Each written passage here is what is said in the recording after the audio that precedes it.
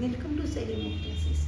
साध्या आणि सोप्या पद्धतीने गणित शिकायचे ह्या कन्सेप्ट खाली आज शिकूयात आपण 6वीचा चॅप्टर इंटिजर जो येतो.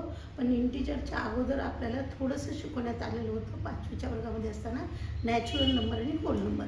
नॅचरल नंबर्स म्हणजे काय, म्हणजे असे कुठलेही नंबर डायरेक्टली नाही येणार ना, त्याच्या अगोदर दुसरे कुठले तरी नंबर असतील.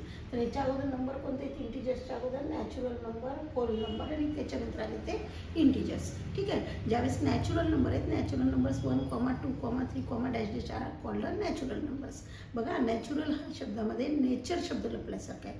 तुम्ही थोडंसं आठवा की शाळेत गेल्याच्या नंतर ज्यावेळेस आपल्याला उजनी शिकवलेली होती ना, आपण उजनी कशी म्हणली होती? 1, 2, 3, 4 पासून म्हणली होती. म्हणजे ॲक्च्युली आपल्या जर तोंडामध्ये कुठले जर शब्द संख्या येणार असतील तर त्या संख्यांची सुरुवात, त्या नंबरची सुरुवात आपल्या तोंडातनं 1, 2, 3, 4 अशी होती.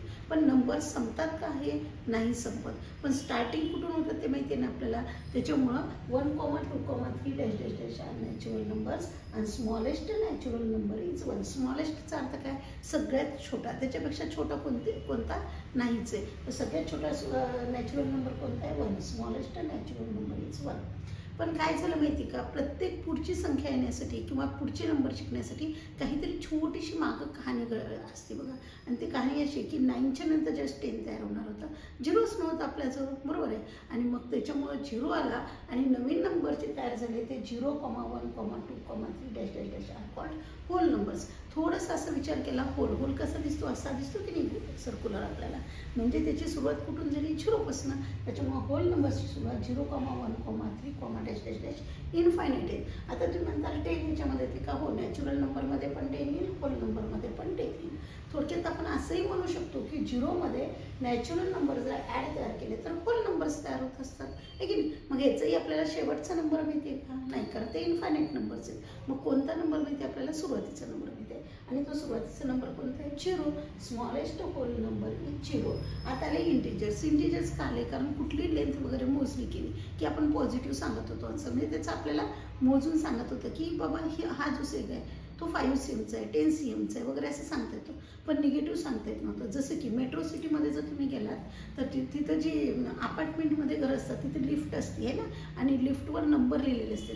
जी जमीन आहे त्याला ग्राउंड फ्लोअर म्हणून जी लिहिलेली असते, त्याच्या वरच्या पुढच्या मजल्याला first floor, second floor, third floor असं लिहिलेलं असते, बरोबर आहे. पण काही ठिकाणी खालची सुद्धा लिहिलेले असतात. मग तुम्हाला खाली जायचं हे कसं करणार?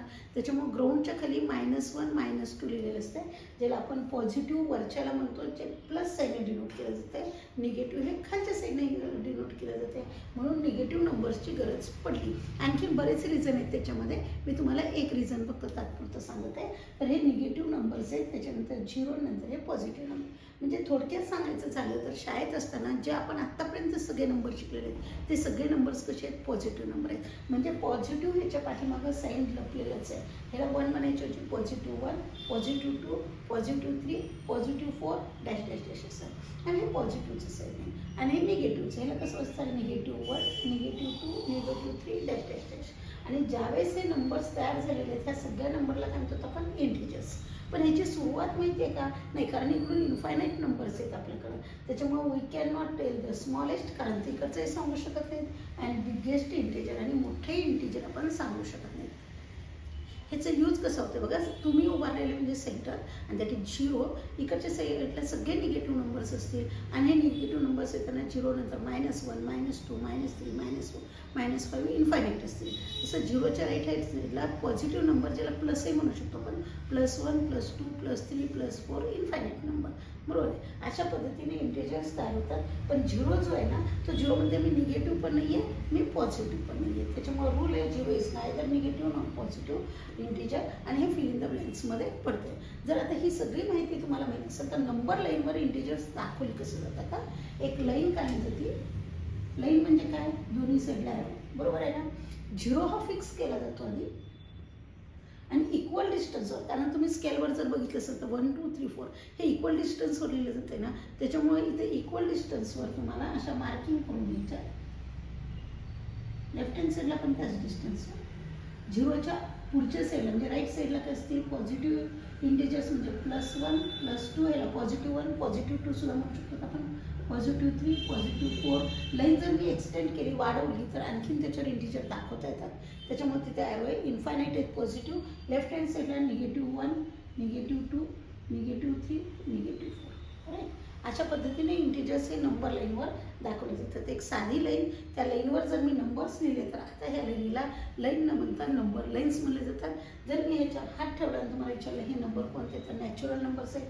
मी इथं हात ठेवला आणि आता विचारलं कोणते तर होल नंबर्स आहेत. आणि मी पूर्ण हात काढला आणि आता विचारलं हे नंबर्स कोणते तर इंटिजर्स आहेत. म्हणजे एका नंबर लाईनवर तुम्हाला होल नंबर सापडतील, तुम्हाला नॅचरल नंबर सापडतील आणि तुम्हाला इंटिजर पण सापडतील. मी जर असा प्रश्न तुम्हाला विचारला की नॅचरल नंबर हो नंबर लाईनवर कोणत्या साईडला असतात तर अर्थात कोणत्या साईडला असतात? राईट हँड साईडला असतात. निगेटिव्ह नंबर्स कुठं असतात? लेफ्ट हँड साईडला असतात. आणि झिरो कसा असतो? दोघांच्या मध्ये असतो. ठीक आहे. आणखीन एक कन्सेप्ट शिकू बघा आपण. लेफ्ट हँड साईडपासून राईट हँड साईडकडे जाताना नंबर्स ही मोठे मोठे होत जातात. म्हणजे -4 पेक्षा -3 मोठे आहे, -3 पेक्षा -2 मोठे आहे, -2 पेक्षा -1 मोठे आहे, -1 पेक्षा 0 मोठे आहे, 0 पेक्षा +1 मोठे आहे, +1 पेक्षा +2 मोठे आहे, +2 पेक्षा +3 मोठे आहे, +3 पेक्षा +4 मोठे आहे. म्हणजे लेफ्टपासून राईटला जात असताना नंबरही मोठे मोठे होते जातात. अर्थात ह्याच्यामध्ये काय होईल, ह्याच्यावरून आपण काय करू शकतो निष्कर्ष आपल्याला माहिती की निगेटिव्ह नंबर्स लेस दॅन काय असतात? 0. परत काय येणार मी 0 is less than positive number. ह्या दोघांतनं कळते की एकदम लेफ्टला निगेटिव्ह नंबर्स आहेत. देअरफॉर निगेटिव्ह नंबर्स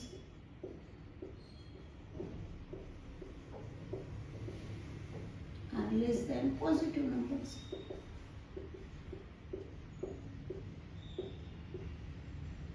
बरोबर आहे. आता तिथं काय म्हणते मला -3 ह्याचं एक्झाम्पल जर मला द्यायचं असेल तर -3 इज लेस दॅन 0.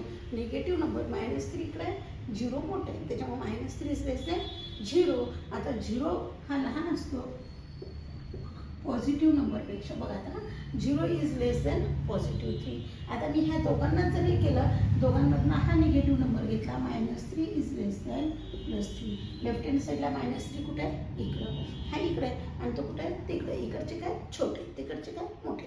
त्याच्यामुळे -3 इज लेस दॅन +3. आणि बाकीचे एक्झरसाइज आहेत पुढचे 2 ते पुढच्या व्हिडिओमध्ये बघूत आपण. ही माहिती मात्र तुम्ही व्हिडिओ पॉज करून सारखं सारखं बघा. आणि तुम्हाला जर हे शिकवलेलं पूर्ण समजत असेल तर आपल्या मित्रांना, आपल्या आजूबाजूच्या विद्यार्थ्यांना वगैरे सगळ्यांना हा व्हिडिओ शेअर करा, सबस्क्राईब करा चॅनलला. कारण नवीन नवीन आलेले व्हिडिओ जे आहेत ते तुम्हाला लगेच कळायला चालू होतील आणि तुमचा अभ्यास व्यवस्थित होईल. Thank you for watching my videos.